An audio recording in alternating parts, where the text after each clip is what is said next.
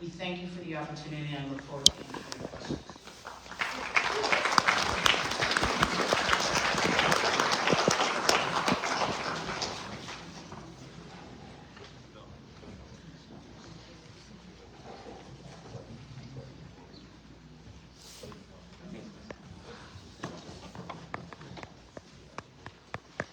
Good evening, everyone. My name is Reed Colfax, and I'm pleased to be here to be able to present a little bit about our team, most importantly, to be able to answer your questions later this evening after these initial presentations. I'm from Relman Colfax. We are a civil rights firm that represents victims of discrimination in the country. We monitor settlement agreements and community civil rights. All of that from the perspective of communities, community members, community advocates, community organizations.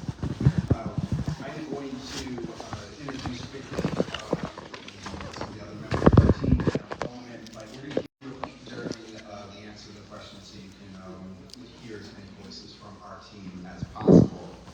But what you're going to hear from our team is a theme about why we put in for this application and why we're doing this work. The reason starts and really ends with the community. And the fact that we have seen how some of these consent decrees have operated in the past throughout the country, this is by no means the first time that there has been a consent decree or a settlement agreement that has called for substantial transformation of the police department. And from what we have seen in those past consent decrees and settlement agreements is that there has not been enough community participation. And our team members have participated in some of those consent decrees in the past and viewed them in the past and learned from them. And what we want to do and what we propose to do is bring those lessons that have been learned from the past into the implementation of a settlement agreement here. Settlement agreements and consent decrees are very, very important pieces of the puzzle to transforming a police department. And we recognize how important it is, but we also recognize how many other critical pieces there are to that puzzle.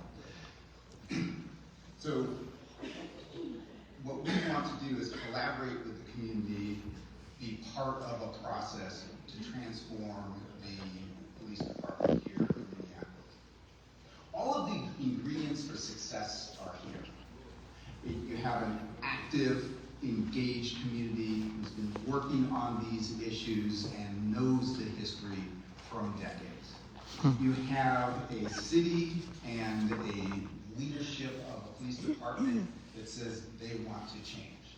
They want to have expertise, technical assistance come in and help them transform to be a better, more effective, efficient, fairer, and more equitable police department.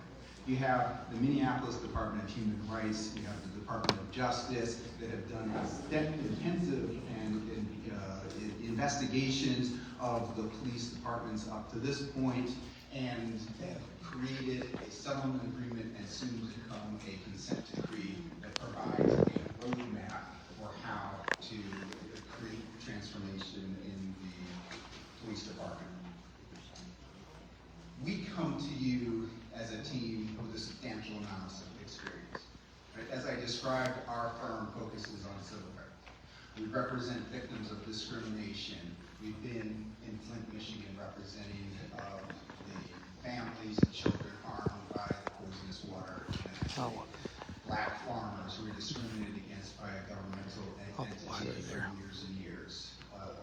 Zanesville, Ohio, where a government denied water to a black community for decades. Sapelo Island, Georgia, where a community cannot get municipal services because they are black.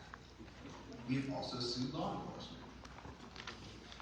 Recognizing that public safety is critical in communities, but that it can be done without discrimination. So you'll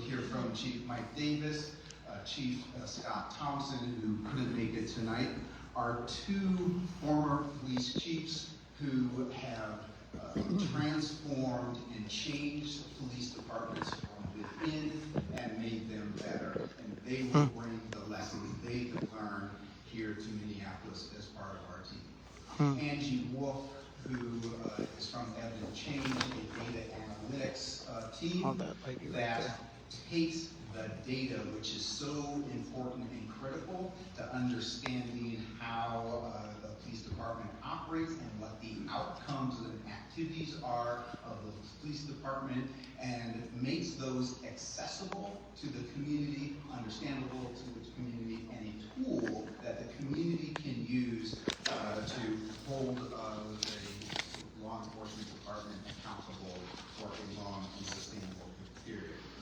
We have Christy Lopez. Christy Lopez is one of the most knowledgeable people in the country on consent decrees. Has been working on these issues for decades, starting back in Oakland in the 1990s, early 2000s. We also have expertise on the process from the community perspective. Iris Rowley from Cincinnati. She has a collaborative agreement in Cincinnati that she's been working on for 23 years. And what she has been doing is working with her community and the police department in Cincinnati to ensure long-term sustainable change where the community has the capacity, even after the consent decree ends, to ensure accountability and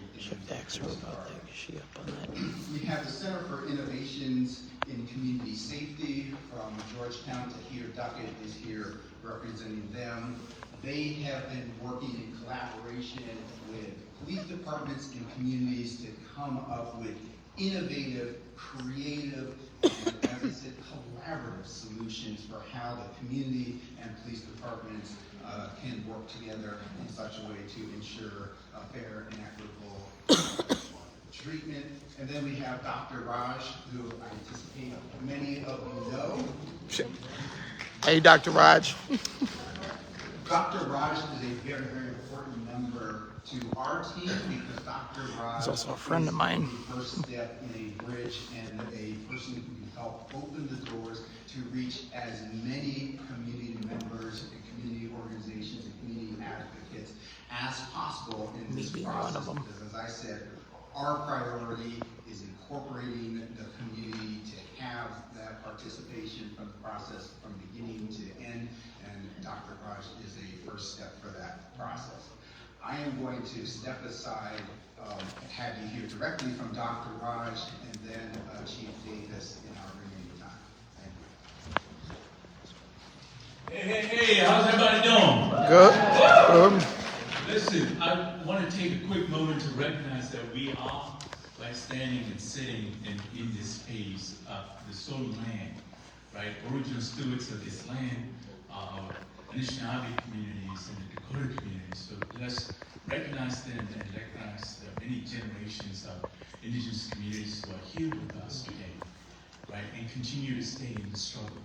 I found this of the AIM movement, right? American Indian movement. Also want to recognize the ambassadors and the amazing ancestors of the stolen bodies, right? Bodies who have been stolen from the continent of Africa, continue to stay in the struggle despite the trauma they've been exposed to, and the many generations of the Black community who are here with us.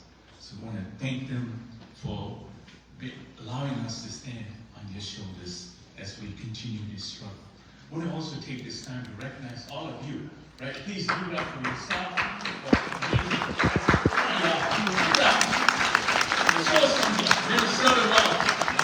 Appreciate it. So I want to say that this change, this process that has been introduced in the framework of the consent decree can't move forward unless and until you are willingly participating and informing and being critical, being skeptical about these changes that we're proposing, right?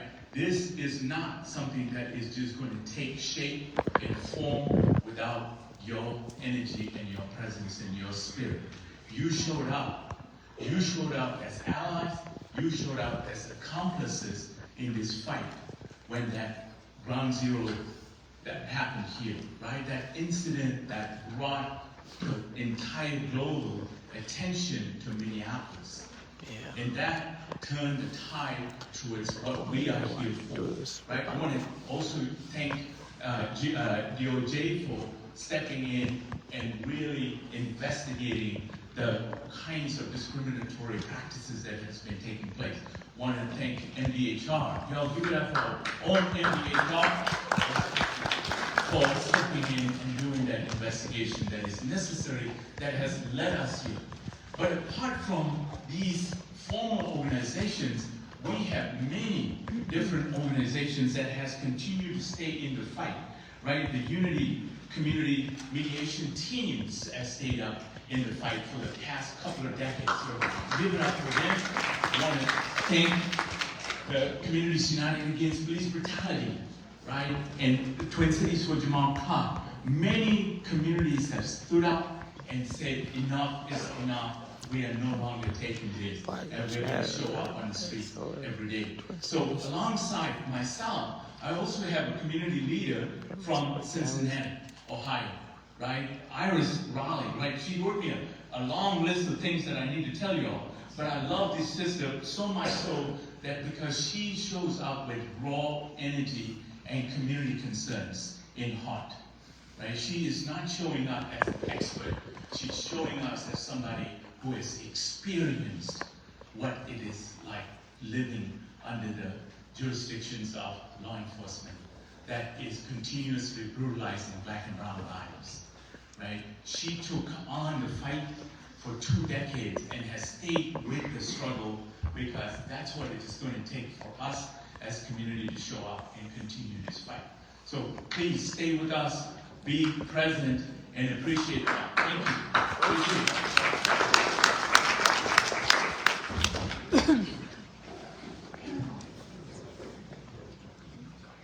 Good evening, everybody. I know we only got a few minutes, so I'm going to make a few points. First, there's a real question here. As we, had this conversation with the community for 3 nights about, what is the most relevant expertise? And I'm going to offer this.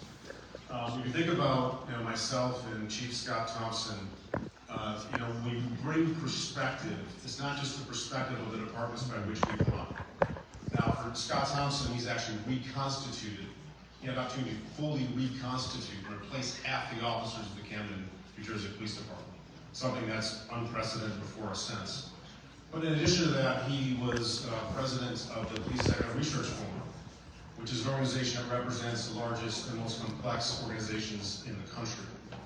And myself, along with spending my first 16 years here and being a resident here, went off and ran Broken Park for a number of years, and spent the last decade exposing myself to a number of other agencies across the nation. And here's what that brings. Right. It's one thing to say, fundamentally, we know how to fix things that are broken. And I think, that's a good contention. But there's another thing here that I think is also important, is to understand where things are working right. And the perspective that we have is that we've worked with well over 30 police departments, some of which have been fundamentally broken, but some of which really truly understand what it means to do things right.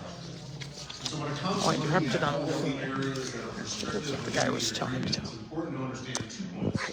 Yeah. One, all those things down are to- inextricably linked together. You don't fix one thing Don't chew. without that influencing the other. And then the second, it's Oh, really somebody about else went. not only Oh, I what thought that you was do, for you. but I thought that was for you. and what- Okay. with what intentionality you do it with.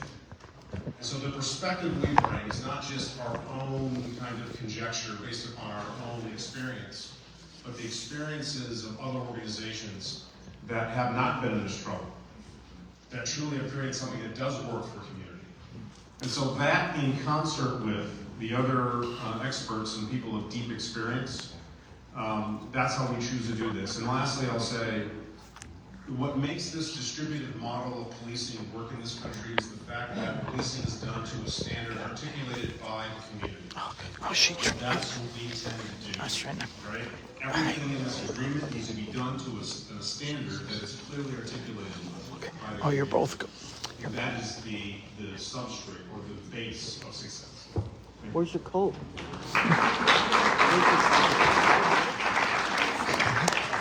Is that his coat? Thank you to all of the candidates for those presentations. Before we get to the questions, I think they were handing out index cards. If we didn't get one, this time to get and start posing your question. I also want to start, we were given a question, and Reverend Ian Bethel, who's here tonight, posed a question. The question Reverend that is Bethel's not here. necessarily for the candidates, but I think the question that's worth posing. The question was, who will make the final decision of the independent evaluator? Which would be They read my mind there. That's what I was going to ask.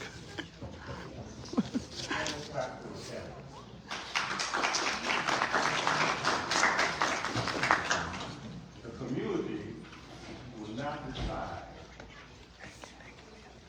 between the three. We need to identify tonight those individuals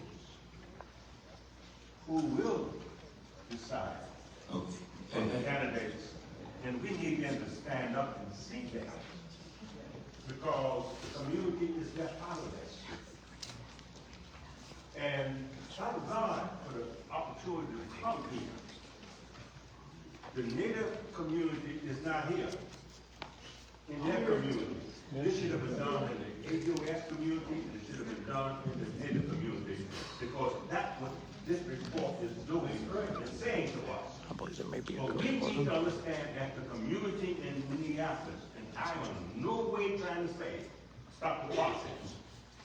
We are going through the process, but we need to see those who are going to make the decision. Okay, and when I tell you those And names, I would ask for them to when I tell you stand who's so named, that the community can see who's going to make the decision. all right, here's who's going to make the decision, and when you know that. Exactly, yes, brother. Ask them to identify themselves, Okay, please. you will be able to go to, by the way, the people who are going to make this I didn't decision. catch his name, but It's not them, it's not I not am this room. definitely in This, agreement with him. let me get on my soapbox.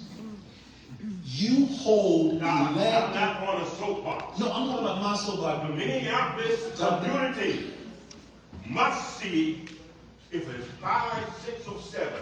He looked who's gonna familiar, make though. the decision about how we're gonna work with whoever we work with. And- we'll work with them, Right. but identify those who will make the decision. Okay, let me tell you who it That's what will. I'm saying. I'm I'm gonna not on tell you. a soapbox. I'm just saying that people who cannot be here, listen, there are brothers in the street, North Minneapolis, there are people in South Minneapolis, there are people Reverend everywhere, and Reverend Bethel, nothing.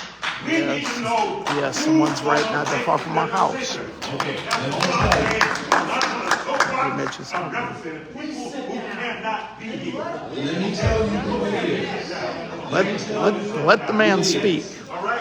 Okay, So, see, y'all don't do the work that we do. He's got a concern. He's reading a lot of our minds. Who is going to make the decision? Let him tell us, then we'll know.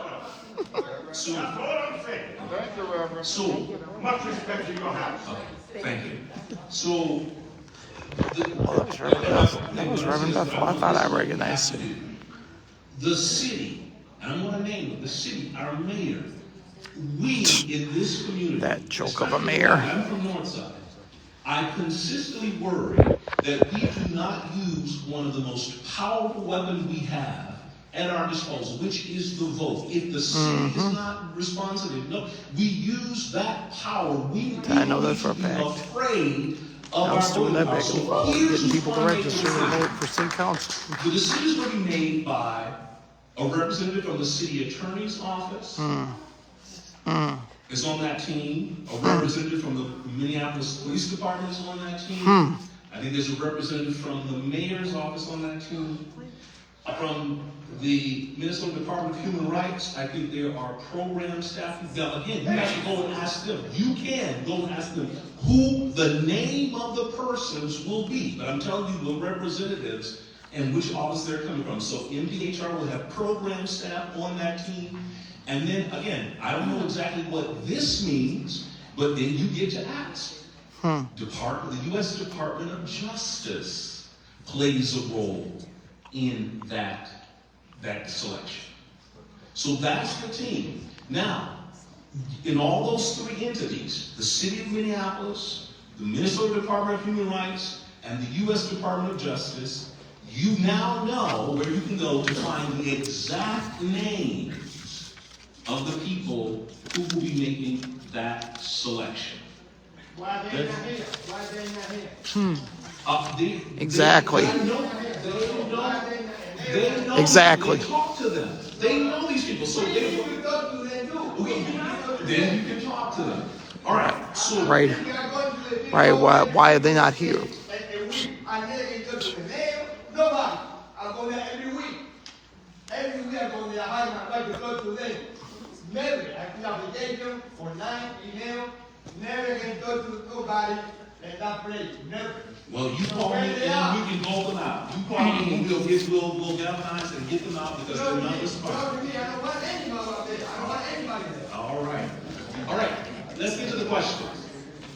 So the questions, and I want you all to know this because you heard some. So last night we had 2 community members that raised some very powerful questions, and we're going to start with those questions.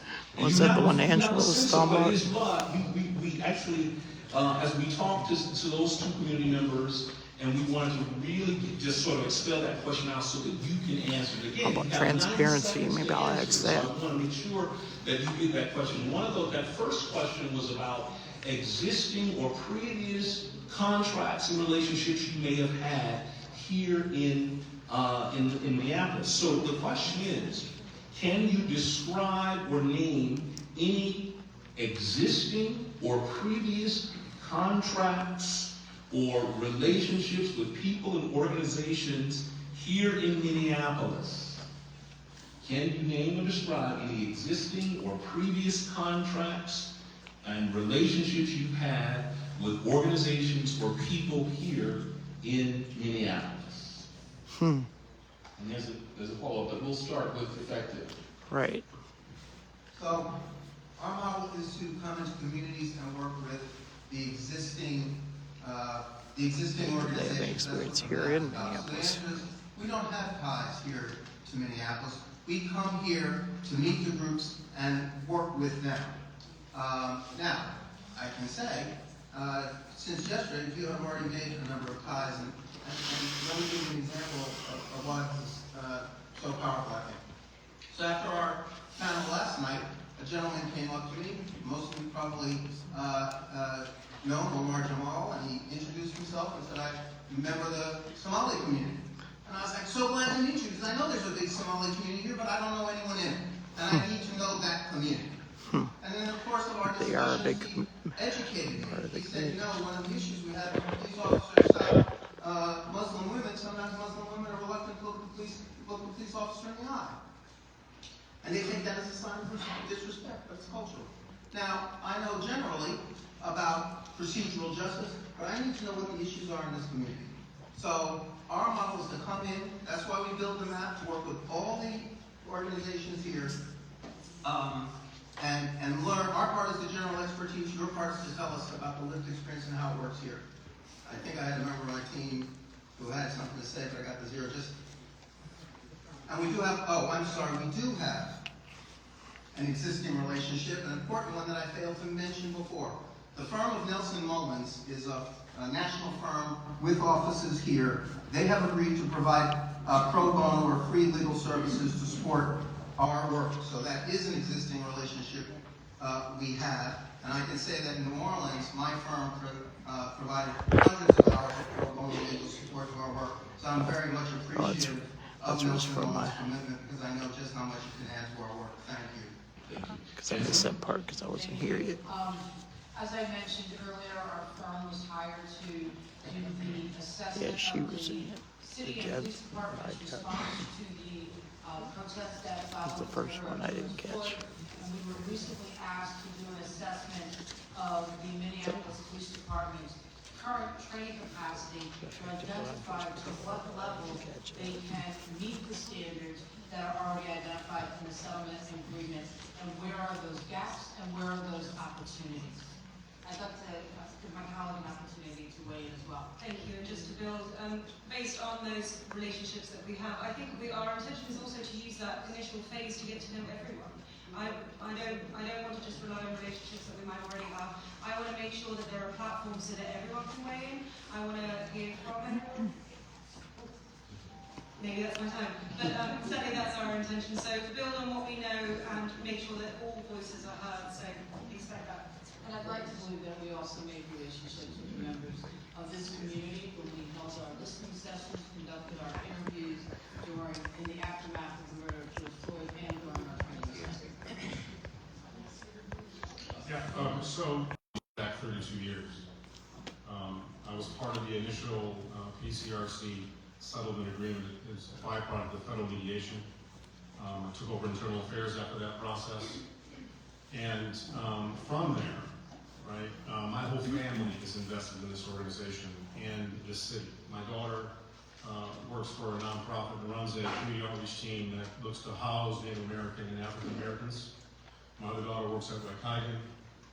We're deeply embedded here, and my relationships, right, have withstand the test of time and have proven to be a springboard for me in the rest of my career. But more importantly, it gives me a deep understanding as to what has happened and where this department has been over the course of mayors and chiefs over the past several decades.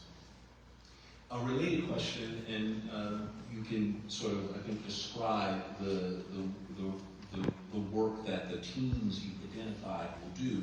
The question is, with team members currently in other roles with other cities and organizations, how can Minneapolis be assured that we will receive the time and priority attention needed? And I guess what is related to that, is this team that you introduce exclusively here? Do you have other teams? How do we prioritize? Starting with you, Jensen. You know, that is a great question. And I don't have the list of how many team members that we have right now, but our team is much larger than the 5 of us right here. But the other way that we manage and ensure that we are meeting the needs of the city is that we develop a work plan. We develop a work plan in cooperation with the city and the Minneapolis Police Department, and we are clear about what we will accomplish, and we measure our performance along the way. And so we believe that we have the team that we need. However, one of the things that I mentioned yesterday, I want to make clear here as well. Part of our job is to make sure that we bring the team that you need. And if we need to add, we add. And we do that with a mindset and an awareness that there is a cap on the financial cost that can be charged, and we will not increase our price to meet the needs of this community. Roman? We're going to have Attorney Libby Good answer this one for our team. You repeat the answer. I'm Rebecca Livingston. I'm a partner of Reed's at Roman Colfax, so I'll be answering this one for us. I can tell you very straightforwardly, we are not monitoring any other police consent decree right now. Okay. We have on our team folks like Christy Lopez, who actually hired the team in New Orleans, has really written the book on policing consent decrees, but is only participating in our team here because she sees that there's a different way of doing it. Angie Wolf is currently a monitor in 2 police consent decrees in California, and she's here because she has a team of data folks who are able to bring that expertise to Minneapolis. The thing I think is really important to keep in mind, we hear people talk about consent decree monitorship as balls and strikes, right? You're calling balls and strikes. There's so much more discretion than that a monitor holds. For many of the provisions, monitors actually defining the strike zone. They're saying how many strikes and how many balls are in an inning. And so that is sort of inevitable. That's an inevitable product of how agreements are written. There are some provisions that are very clear, yes, it happened, no, it didn't happen. And there are some provisions where the monitor needs to say, what does it look like for there to be compliance with this? That's inevitable. What's not inevitable is that the monitor does that in a way that that is responsive to the community, that incorporates the community's voice, that is transparent. And we are here and only here because we want to provide an evaluation that does those things, that brings the community in contact. Effective law enforcement.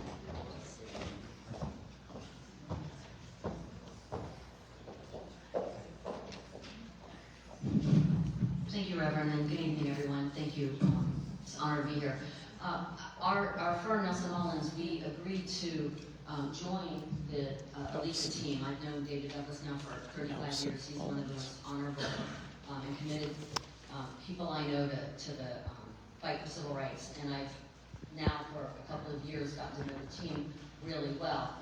Our role at Nelson Mullins, and we're doing it pro bono free, so that our team that has the experience and the credibility with the constituencies that they'll be working with. So our police team that has the credibility to talk to law enforcement about how the change can actually make them better, make them individually better, make their institution better, make them feel and be more respected in their community.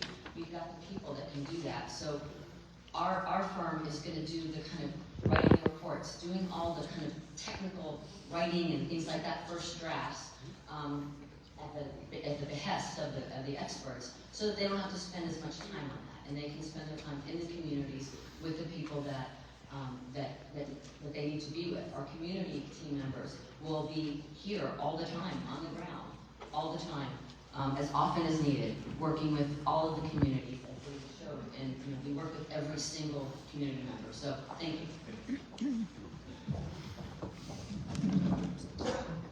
This next question flows from a real good discussion we had last night. One of the community members read some of the outcomes, some of the real negative outcomes for places that were under either decree or had a settlement agreement, and in some ways the outcome seems to suggest that they had backslid.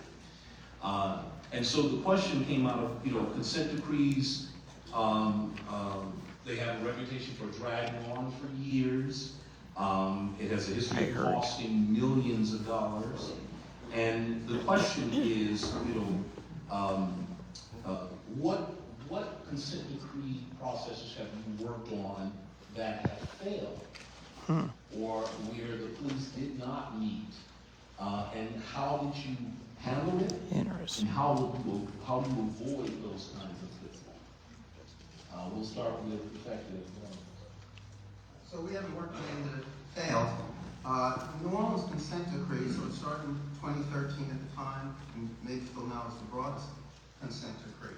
They made tremendous progress. The work is not done. They are a transformed organization. I'm going to let Michael speak to that, but I want to talk about the issue. There's always ebb and flow, things come into compliance, things slip out of compliance.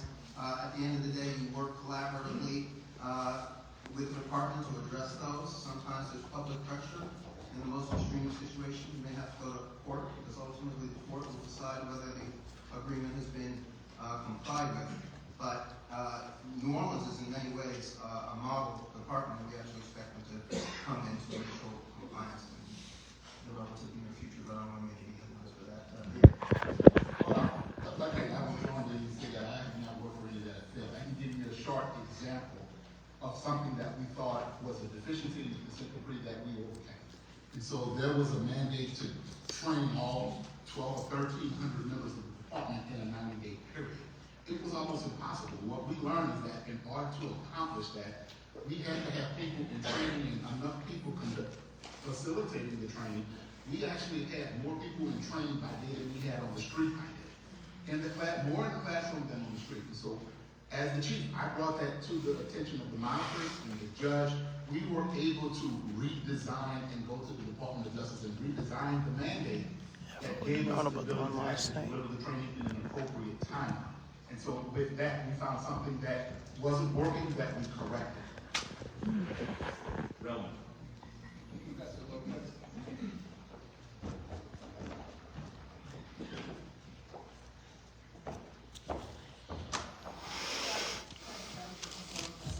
I'm Christy. I worked a lot with DOJ, investigating police departments, and hiring monitors. I was monitoring Oakland, California. And I think, I wouldn't say that all the consent decrees have been successes in some respects. Generally speaking, we know the consent decrees, they do reduce police violence, and they do reduce police killings, almost always in that community. And that's really, really important and obviously a huge step forward. But I think that many people see them as not succeeding as much as they should because they take a long time to implement, because there is often backsliding, and because they don't fix a police department. And that is the main lesson that I have learned from doing this work. That, as Reed said earlier, consent decrees are a big piece of the puzzle. They're an important piece of the puzzle. They're the only piece of the puzzle that the city has to do. But they're not the whole piece of the puzzle. And so the way that we look at this is that you have to build, and as Rebecca said so perfectly earlier, the community needs to be brought in early to define what success is. What does success look like? So how will you know when you see it?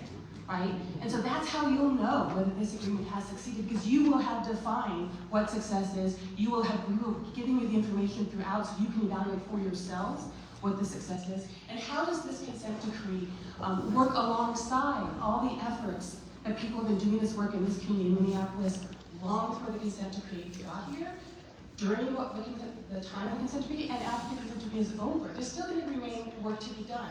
The consent decree will get a lot of really good work done. It will change a lot about the police culture in Minneapolis. But there's a lot more to do in public safety here, right?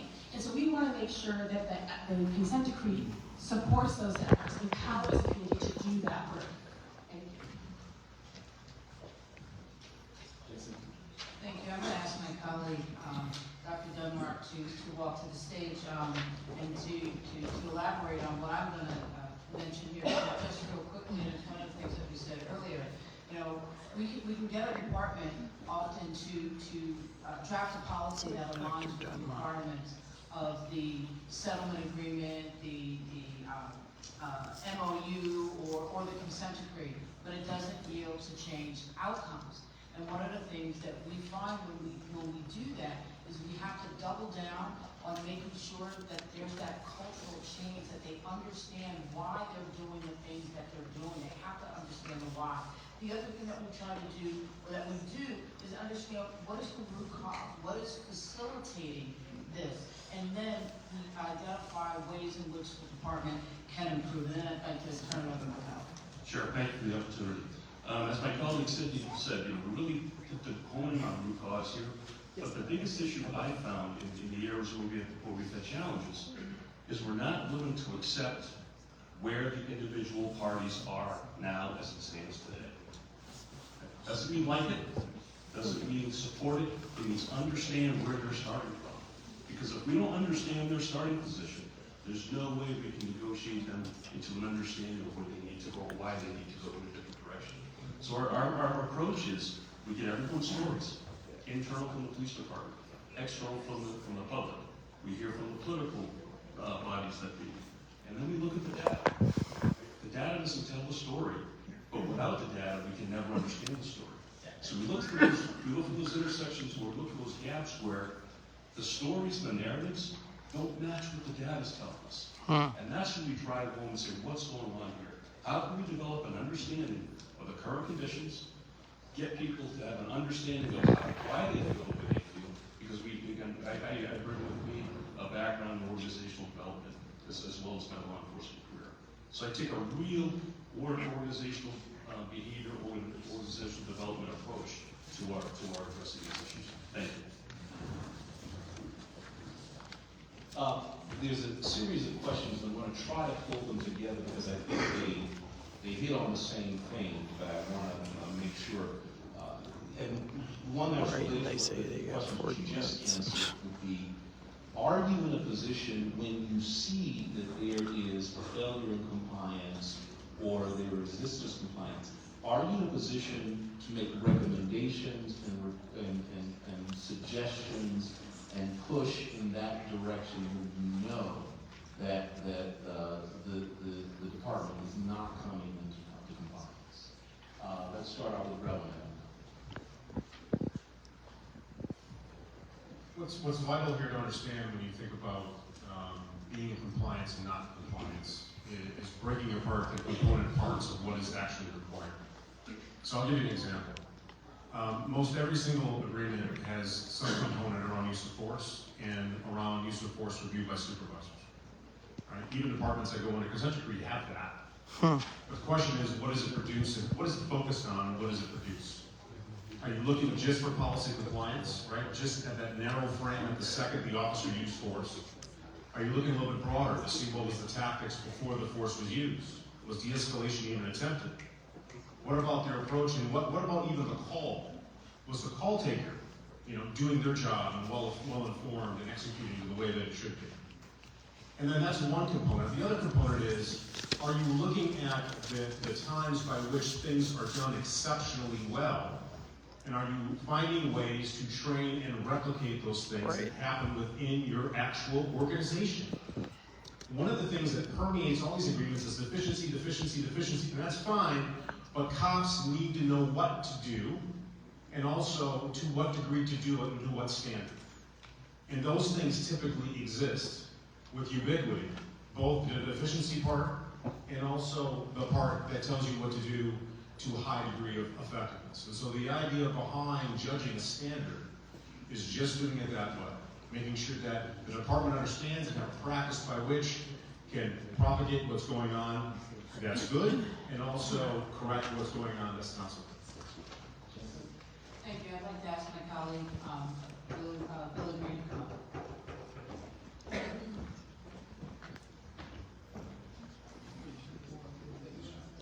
Good evening. The short answer to the question is yes. We do have availability and a mechanism in place to push for those changes. And I think if you look at some of our previous reports that we've completed in terms of our monitoring responsibility, that you'll see that. Also, what I think is just as important to point out is that we do recognize when police departments are performing well. And when we reinforce the behavior that we would like to see more of in the practices and the promise practices, and we're able to provide that technical assistance to not only get them moving in a direction, but to ensure that the ultimate finish line is achieved. And the goal of it is not to get compliance, but to establish a state of consistent assessment so they're self-reforming. So the police department is constantly reforming to become the best organization that they can be in the service. And if I can add, because I think we got a little bit of time, where we make those recommendations during our conversation with law enforcement agencies, but it's also where we make those recommendations in the body of the report. We have to spend a lot of time really understanding exactly what is occurring in that police agency and identifying what those challenges are. And we, as subject matter experts, we go and look at what assistance or what direction can we provide, and we provide that direction and guidance for the agency to get to where they need to be. Thank you. Yeah, so the website for the New Orleans Monitor is consentdecreemonitor.com. You can go and read the reports that we issue, some of which have been very tough on the police department, where they fail to comply. Generally then, they respond and they fix it. Last year, however, there was a serious issue of non-compliance. We were at an impasse with them. We reported it to the court. The court agreed to hold a show cause hearing. The court then found that they had violated the consent decree and threatened to hold the city to impose sanctions on the city. So, yes, we have the ability to say so when they're wrong, and we have leverage in a consent decree to go to court if necessary. The thing I'd like to turn it over to Chief Harrison before talking about the process of getting it. We absolutely have both the capacity and the mechanism to make sure that we hold them to account and to reach the compliance.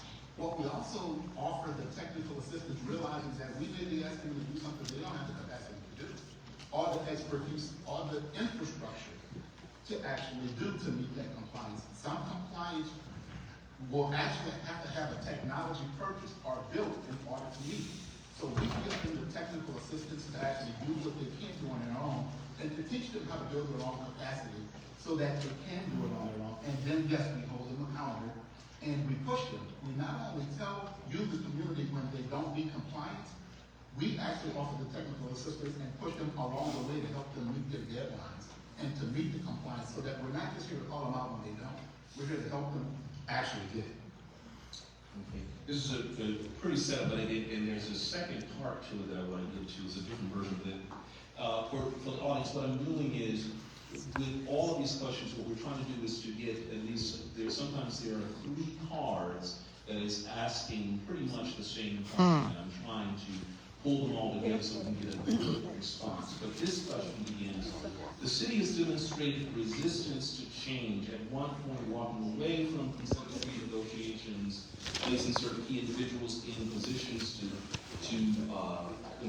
obstruct, and failing to promise to police contract negotiations for reform. The Minneapolis Police Department similarly has, I'm trying to read the same title, continued the same failed discipline practices called out in the settlement agreement and questionable recruiting and hiring practices. Given that, how do you work with agencies that with expected resistance from the rank and file to the chief to the mayor? How does that kind of resistance impact your effectiveness, starting with you, Jensen? Yes, I'm going to ask my colleague Regina Scott to come up and provide a response.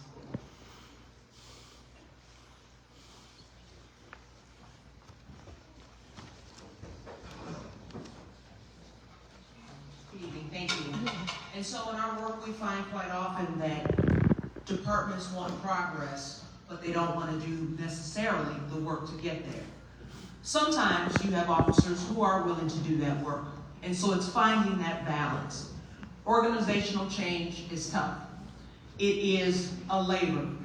People want the results, but they don't want to go through the process of what it takes.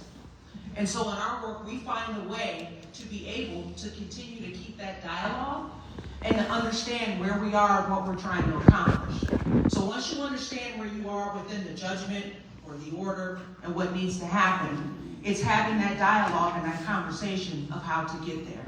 So we find that once we understand we have that resistance, we're able to recognize it and help provide those tools to ensure we can still accomplish and get to the finish line. If I can build with the time that we have, for me it's also about making it compelling.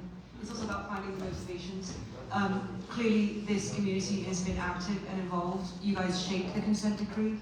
So it's amplifying your voice and giving your platform so the administration can't but. Also the nation's eyes were on Minneapolis after George Floyd. The nation's eyes are on Minneapolis now. So just ensuring that the messaging is too compelling to walk away from. Revolution. Relevant.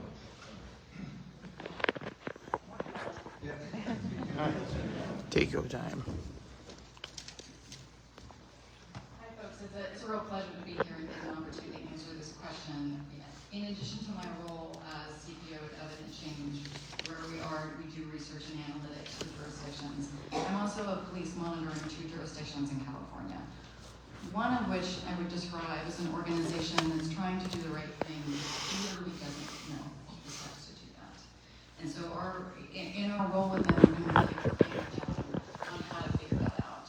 The other organization is an organization that's absolutely been resistant for, we're doing great now, but for the 4 years prior under previous administration, it was an uphill battle all the way. And I have to say that, while I have this experience, I've been working as a researcher at Evident Change for over 22 years and 8 years as a police monitor, I never assume I have the expertise when I walk into the room. I feel like the expertise has to be earned. You have to learn that you can trust me, you can trust our team, and you can trust the data that we're providing. And so to do that, we need to be useful. We need to be useful in getting the data in your hands. We need to be useful in getting the data in the police administrators' hands. And that's how we make progress, first with a system that's completely resistant, right? We have the threat of going through that. We've worked with DOJ in the past to do that. And we have found a lot of success in finding early adopters, the folks within the department that want to make the change, helping them get their message out, and arming them with the material that they need to do their job better in the data capacity, and arming the community with the data that you need to hold your law enforcement capacity.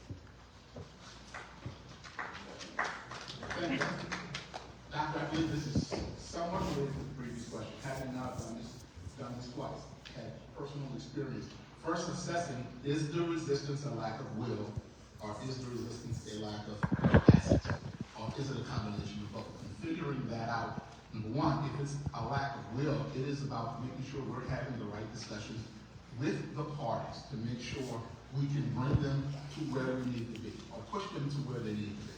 If it's a lack of capacity, how do we, with technical assistance, help them build the capacity and then teach them how to build their own capacity to do what it is we're asking them to do, and then judging whether they do it or not, or do it well, or meet the deadlines in which they do it well.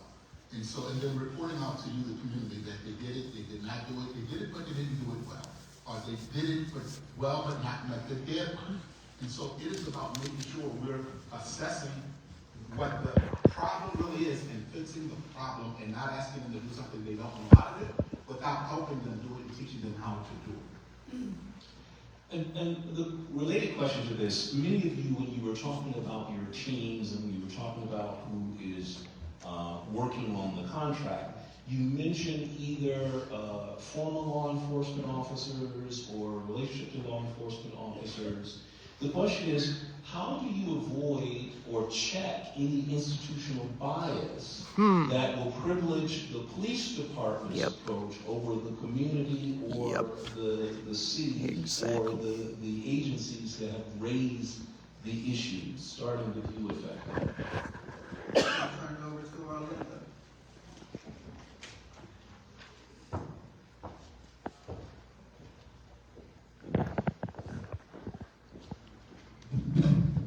One of the first things we did was, and as you know, I was the first civilian chief, was to bring civilians into the police department to make sure that we had that balance. We worked on and focused on the policies. We focused on credibility assessment. And the reason I'm answering that way is because there is an inherent bias when you work in internal affairs, when you have officers investigating officers.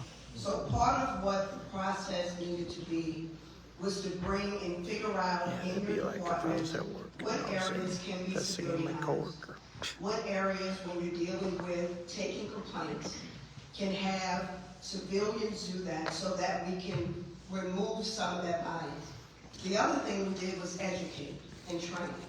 The first step is to train and make sure through your training process, there's an understanding through credibility assessments that you have to make a judgment on who is giving you the best evidence, and it should not be biased based on whether you're the police or whether you're a civilian.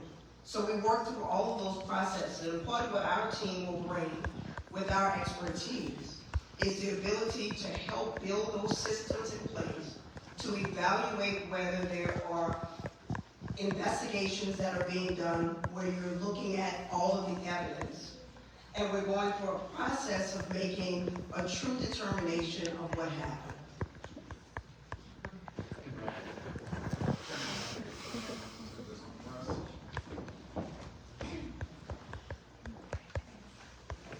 Yeah, good evening. I think that there's two reasons why this is a real strength of our team. And the first is the breadth of experiences that we have on our team. It is obviously important to be able to walk into these rooms and have credibility with law enforcement. That's why we have folks like Chief Thompson, Chief Davis, who are going to help guide us along the way. But we also have a group of people with expertise that is more rooted in community, folks that are civil rights lawyers, and that means that we have a balanced sort of approach.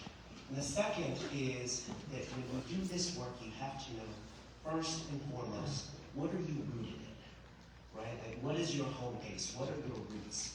And for us, as we've been saying, it's going to sound, you've heard it from me, you've heard it from Angie, you've heard it from Christy, we're talking about community, right? And so we're not going to give, if y'all aren't ready to say, yes, this is where we're at, this makes sense, right? And our evaluation is rooted in, obviously within the confines of the agreement with what you're telling us about what you're experiencing, then that's what gives us the ammunition to go and have those tough conversations. And we've been doing that at Georgetown for years. We've been having tough conversations where You know, we will work alongside law enforcement. We've done that with the Legal Project, which is works on active bystandership. But we have also been willing to challenge them. And they know that when we challenge them, that we're doing so from a place of honesty and integrity and transparency.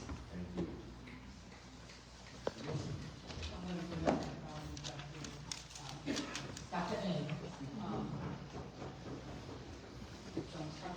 But as he's walking up, Oh, there he is. Oh, there he is again. you know, this work is personal to me, and I told you that before. And I can state unequivocally, my check on internal bias is my son. My check on internal bias is my nephew. My check on bias is those family members who have developmental and mental disabilities, just the reality and the awareness of the lives that are at stake. Well, I would answer from two perspectives. One, from the organizational perspective, as my colleague Sydney alluded to during the presentation, we have community engagement folks, we have civilian oversight people, we have attorneys, but people have walked in the shoes of many different aspects of the law enforcement system, not policing, system. And when anyone on our team that presents something or writes something that seems to be, geez, are you sure that's not too police? They check us. That's called out. That's like, wait a minute. Let's think about the community perspective. Let's think about other perspectives. Now, on a personal note, I check my perspectives because of my community experiences. 5 years in, I almost left law enforcement because I didn't like what I saw. I didn't like who I'd become. It was impacting my family personally. That's why I can never be. I can never be a cop. The reason I stayed was someone pulled me aside and said, the reason it doesn't work is that good people like you who don't stay and fix it.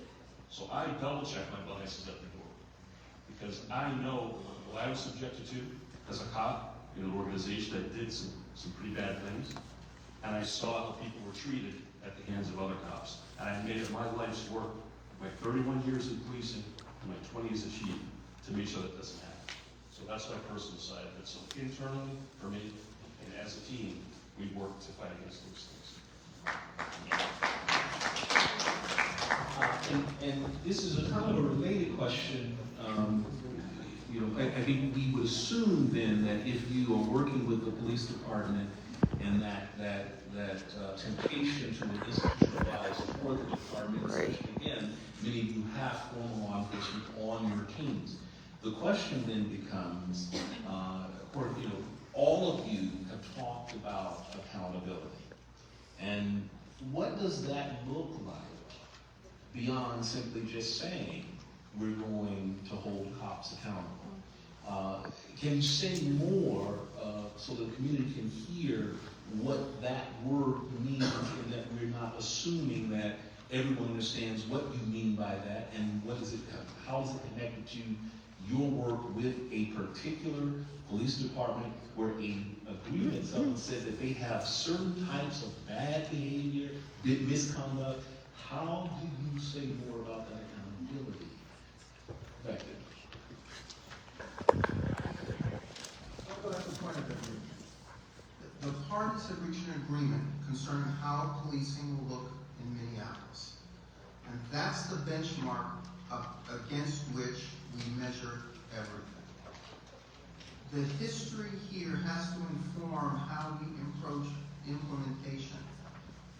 But the task now is to focus on what the parties have agreed the MPD will do.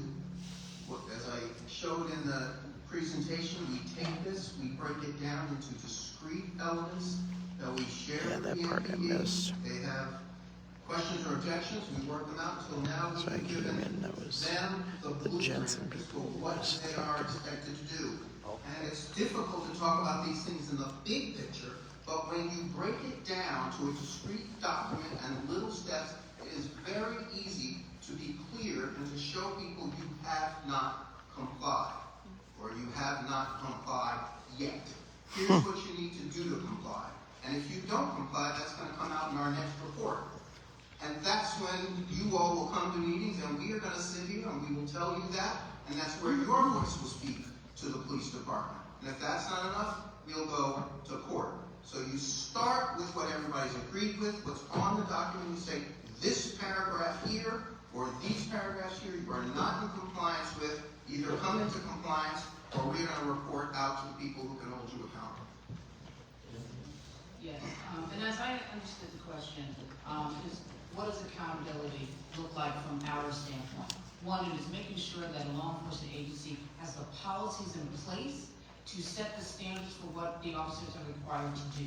That they have a process in place that identifies when they are not performing to standards.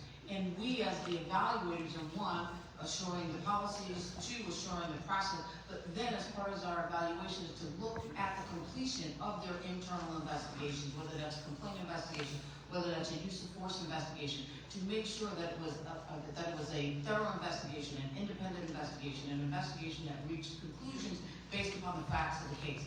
But accountability is also about communicating with its community, telling the community what are their use of force data, telling the community what are their citizen data, telling the community what are their stop data in relation to race, ethnicity, LGBTQ plus community. It's about making sure that the community knows what you are doing. That is how accountability occurs as well. And I'd like to turn it over to my colleague to talk a little bit about San Francisco and how we have to handle critical incidents in terms of that and anything else I should say. For me, and I'll add that there's a transparency portion. It's not just enough for us to kind of hold police accountable, but instead encourage them to kind of build out the dashboards and maybe this is where you're coming from. It was a really strong encouragement, in fact, of maybe a bit of a prod, this SFPD developed a dashboard so that you, the community, can hold the department accountable well after we're gone. Sorry, you can shout. Iris Goldie is going to handle this one for our team. That's amazing. Thank you so very much. Iris Early is my name, and I come to you from Cincinnati, Ohio, with 3 sons, 6 grandchildren, 4 of which are black boys. So the answer to this question was critical to the work that we did in the city of Cincinnati. And how you hold people accountable is set clear standards. And the standards come from you. They come from within the agreement. You merge them together. You report them back out to you and to the courts. But officers continuously, because you're going to have officers, whether they intend to mess up or they just mess up, standards need to be set. Those standards need to be set in policies, procedures, and/or guidelines in multiple places. They also need to be known within the community. So when police do mess up, where you do go is to the people that you elect, to your mayor, to your councils, to your ward people. And that's how you hold them accountable. If you don't have that in place, you have to build that too. That's the additional work. It's not one panacea that's going to make this thing work. It's parts and parcels of a lot of things that will make this work. As a mother, as a wife, as a grandmother, as a black business owner, I demand reciprocity on my tax dollar. And that is part of what this community needs to do. Get reciprocity and make sure that those standards are very clear and make sure that you understand them and fully. Thank you. The related question then is, how do you plan to inform, engage, and work with the community as you are doing this work? In essence, how is the community going to be involved with you as this comes along? And be as explicit as you possibly can in answering that question. Relman. Attorney Duckett's going to handle this one. Yeah, so what do we mean when we say community at every step of the process? Because all community engagement is not equal. You've heard the phrase, nothing about us without us, which is popularized by disability justice advocates. And for too long, both in cities with consent decrees and in cities without, it's been much more like some things about us without us. And folks will say that they are doing community engagement, but they'll be picking and choosing that engagement. That's not us, right? You are the experts of your own experiences. And I come out of Black movement organizing. I know how extractive it can feel for folks to parachute in and out, and all the while they're bragging about their community engagement work. So we want to develop a process that, within the confines I of know a few. I'm not gonna we name work in them. partnership with community to develop the metrics, the benchmarking, and most critically to be doing that evaluation. Is this working? Is the experience of being policed meaningfully different? It's not just a report back, it's a check-in along the way, because we've been working arm in arm from the very beginning. And if what's not working, and if it doesn't seem like it's working, what can you help us uncover about the problems? What can we learn together? Because that's the thing that sets you up for success when we're gone. And that is a significant departure from the way that monitors have traditionally thought about community engagement. We have done this work in DC. We know it's not all kumbaya. It's really hard work. But we brought the Metropolitan Police Department together with community groups, with folks representing victims of violence, community violence intervention workers, and we've worked on a participatory process to develop law enforcement policies that can help achieve the goal that we all share. And that's why monitors have historically shied away from doing this work, because it's really hard. You thought it would be easy? Okay.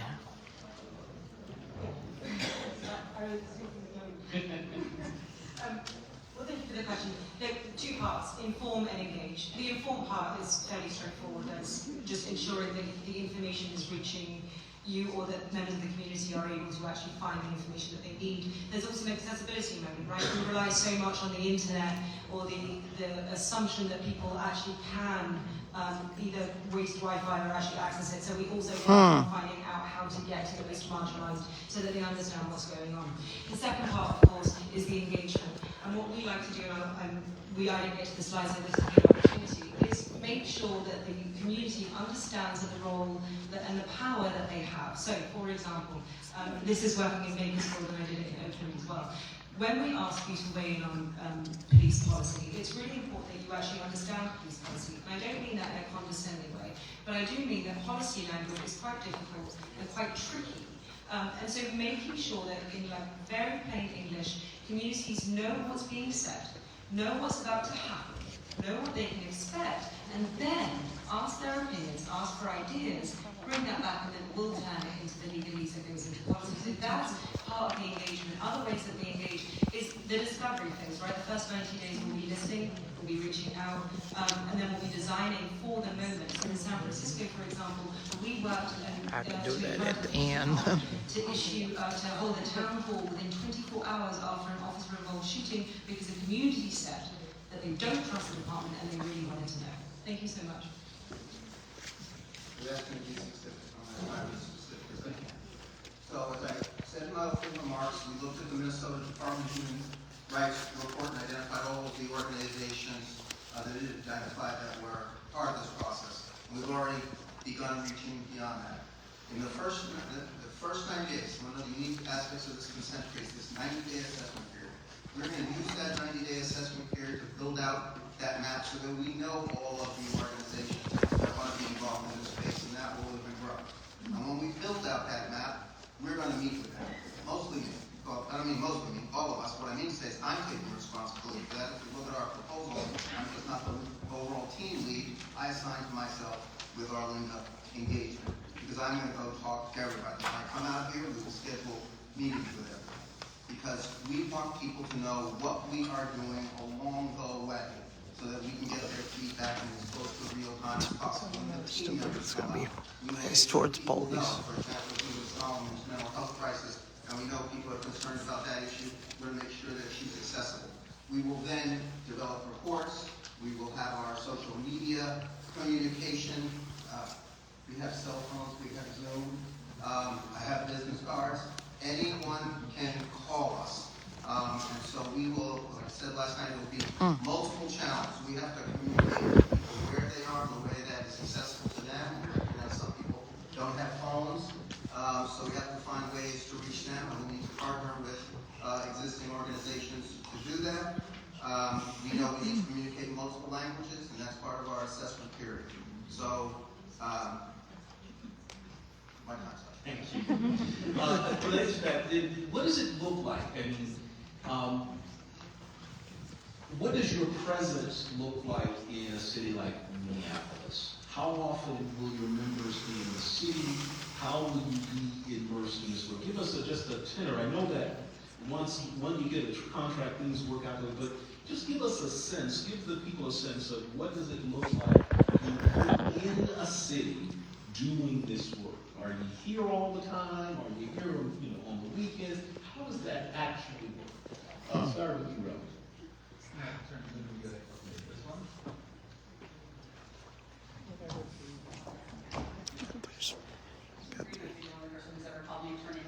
We're very happy to get a chance to talk about this. I think it is really critical in working with communities to be physically present. We have that built in a few ways. So we have team members, including Dr. Raj and Mike, Chief Davis, who are here physically. Dr. Raj is always here, and Chief Davis is here frequently. Yeah, Dr. Raj lives here. Our team is I also know it. committed here, and I will be here a lot, we will be here a lot, on the ground, on a regular basis. You will get to know our faces. And I think the reason that it's really not possible to do this exclusively by Zoom or by phone, although you're certainly welcome to have my cell phone number, is because the community is so much more than names of organizations. There are organizations that have been doing work here for decades. And to really understand Communities United Against Police Brutality. Lessons, to learn those lessons, requires sitting together and listening. There are also people who haven't participated in organizations in Minneapolis, but who have experienced policing every time they step outside. To really listen to those people who need to be sitting together in apartment buildings, in schools, and asking, what's happening every day? What are you seeing? What are you feeling? There's no substitute for being in person to do that. So we are very committed as a team to being here with you, to listening, and to going through the process together. We can talk a little more about what the nuts and bolts of that process look like when we have one. Hi, thank you for the question. When we're on the ground, we are obviously meeting with members of the police department. If they're having a training, we're observing the training. We're going on ride-alongs. We're attending roll calls. We're having focus groups with the officers. We're meeting with the people that are in charge of use of force, that are oversight of use of force, meeting with officers that are involved in the oversight and accountability in all areas within the police department. But we are also meeting with members of the community. We're identifying, and one of the things that we always try to do is it's important for us to meet the people where they are. We don't ask people to come to us, we go to the communities. But we also go to the communities in a strategic way. We look at the data, where is the use of force happening? That's the community that we want to go into. Where is agencies are over-policed by the data? That's where we want to go. Where are complaints coming from? That's where we want to go. So that's a little bit of what it looks like. I'd like to turn it over to my colleague.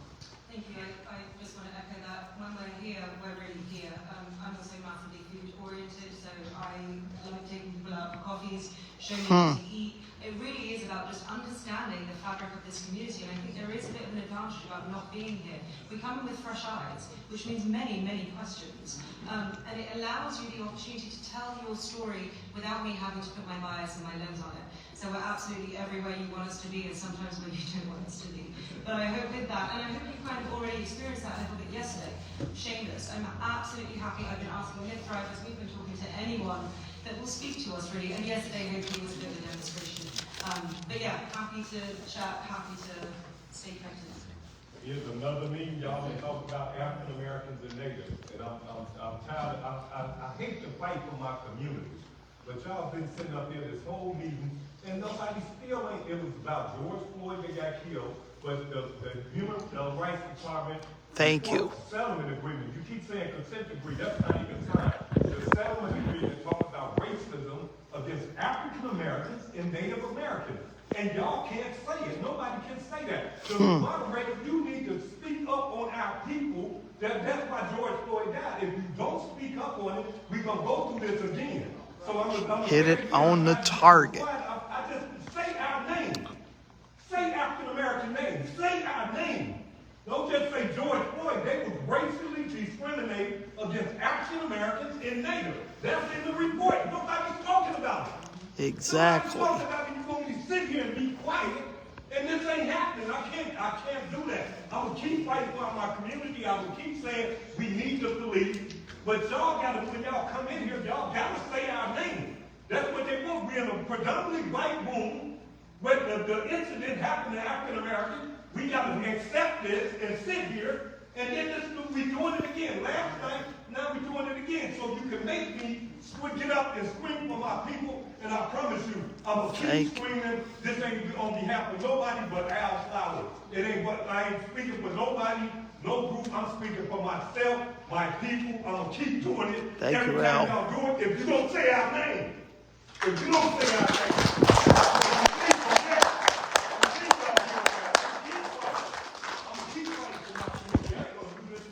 Good brother Al Flowers. Well, since I essentially agree with where you come from. Best. I'm going to take the opportunity to address that question. The simple fact of the matter is, See, we're not gonna play with it. They call You know what we've been doing? Tell them. Somebody tell them. We've been working for 3 years since George Floyd died. 3.5. 3.5 now. Going on 4. Say his name, George Floyd. Americans and black men, we've been screwed over the whole time. Exactly. I've been here 56 years.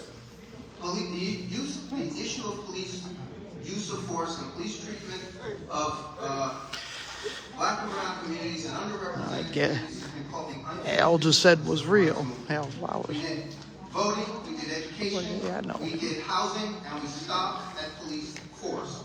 And that's where the Department of Justice stepped in, but didn't have the tools to do institutional reform until legislation was passed. Because the whole damn system is brutal. I'm an African American guy. When I go to these consent decree conferences, it's mostly white people talking about what happens to black or brown people. So what I did was I formed an organization, quite frankly, to empower black and brown people and give them the tools to partner and oversee their police. But I called it effective law enforcement for 2 reasons. First of all, underrepresented people are the canaries in the coal mine. The things that affect us first eventually affect everybody else. So what I want to message is we need the same standard of policing for everyone.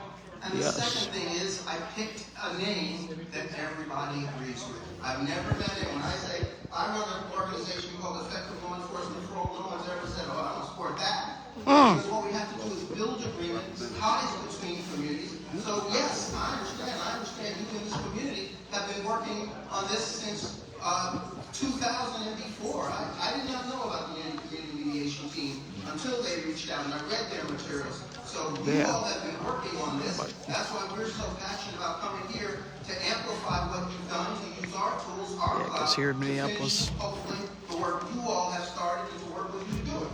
So yes, we do that. People and other underrepresented people here in Minneapolis and in the country. And if one moment, Reverend, I just want to note that our team has been fighting for and saying the names of black, indigenous, and brown people. That is what we do. That is what I have been doing for decades. I have been fighting for those communities, and our firm is not a defense firm that wants to keep what is a conservative approach to keep what is happening. We are challenging the systems that create oppression and racism that pervades this nation and Minneapolis. If Mr. Flowers has stayed, the final question for the candidates was, and it happened last night, but we have the cards that say it here.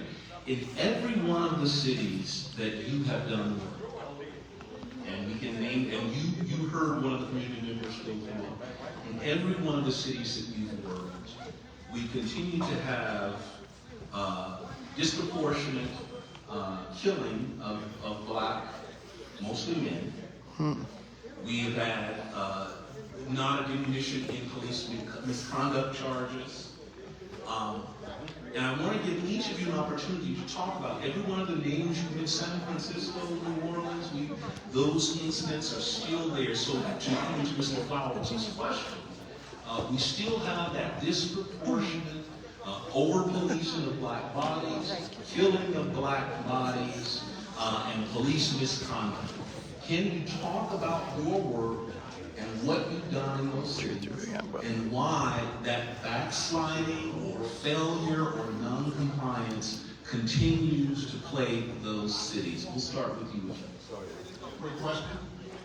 In both cities, first in New Orleans, the consent decree, because I came in and took over that department in the second year of the consent decree. The consent decree, along with a number of other programs and initiatives, and the will to want to reform us, how we got the department to really look at use of force differently, stop circus and arrest differently, bias-free policing differently, and training our officers in all of those areas and showing them the better way to go about doing the work. That work has to be done.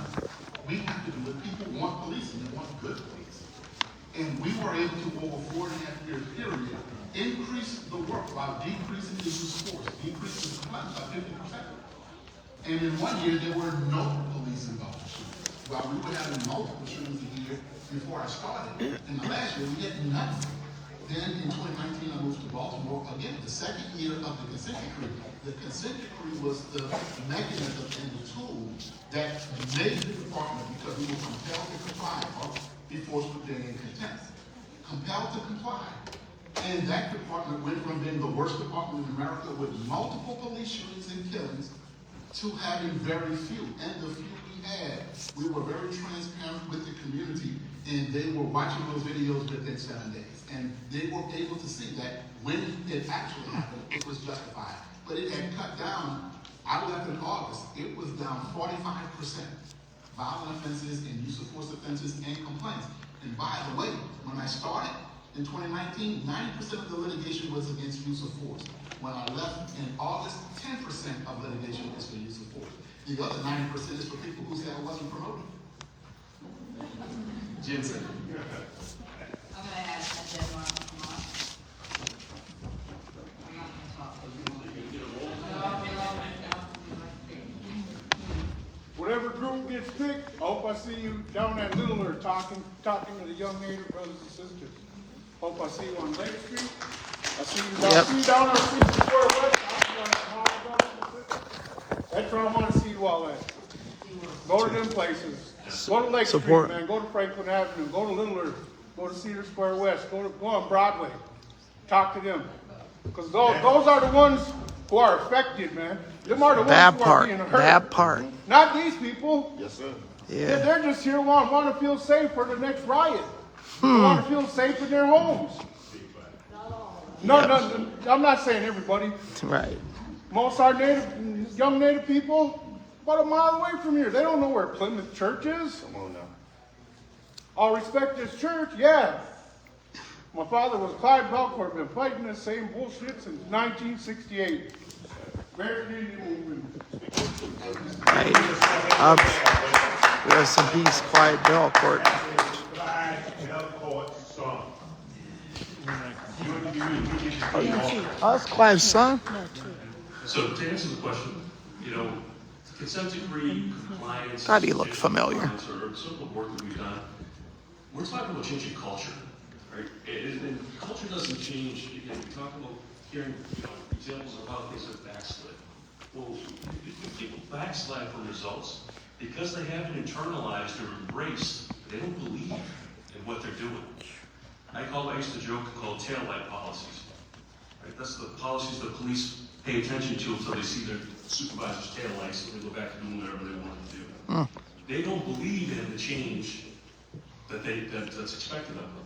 So when we don't see results immediately, it's because this process of change has to take place, and people have to internalize the values that are shared with the community. And one of the other candidates alluded to it. They have to identify either they don't want to do something or they don't know how to do something. And during the process of trying to get people into compliance and understand what the purpose of all of this is for, that's when you see that sustainable change happens. And that's when you see permanent behavioral change on an individual level. Right? And then once you get a critical mass of individuals that believe that within your organization, you can shift the culture. But if you're talking about an organization of 400 people, 800 people, these large organizations, That is not going to happen by putting something, a piece of paper, a compliance decree in. It's not going to happen through having people sit in a training class Right. with their arms folded when they don't Right. appear to be there. Right. It comes with getting people to understand why they're there and to believe that they need to be the change that the community wants. Okay. We do not come with an off-the-shelf approach. We come with an approach that is going to be created in partnership with the community. A unique solution Getting close to a Minneapolis solution for Minneapolis. We don't come with what happened in Baltimore. We don't come with what happened in New Orleans. We don't come with what happened in Seattle. We come learning lessons from those consent decrees, seeing what worked, seeing what didn't work, and creating an approach and a process that is unique and effective for Minneapolis in partnership with the community. And we come from a place where we have fought for communities all across the nation, whether it be in Sapelo Island, Georgia, or Zanesville, Ohio, or Flint, Michigan. It's that work that we do because that's what we love. That's what we want to protect the rights of Black, Indigenous, trans, and other underrepresented communities, and make sure their voices are heard in this process. As we have met with people around Minneapolis, there have been many questions and complaints about the process, even up to this point. If we come in, what we want to prioritize is ensure that the process works for all of you. You have a real voice and you're real partners to ensure long-term change in policing toward a more fair and equitable police department. Yep. Thank you so much. Please join me in thanking effective law enforcement for all incident cues and warning information.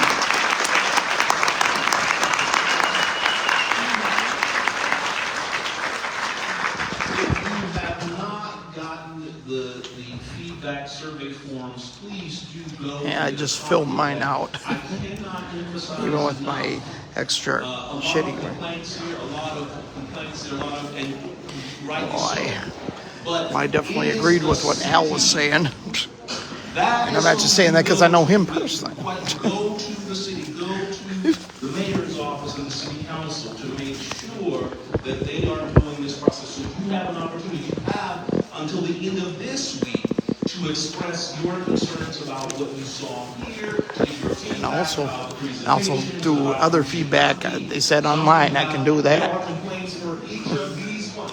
You have within your right to talk to the city about what you think about each of those candidates. But please do fill out that. Excuse me. Now give yourselves applause and thank you for your participation.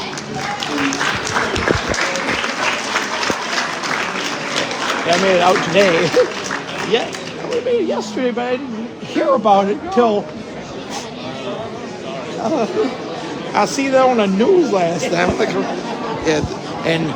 This was the meeting the independent evaluators for Minneapolis Police, the federal consent decree, and this has been a presentation of the Streets Advocate. Stay safe, y'all. Power the people. I'm out. All right.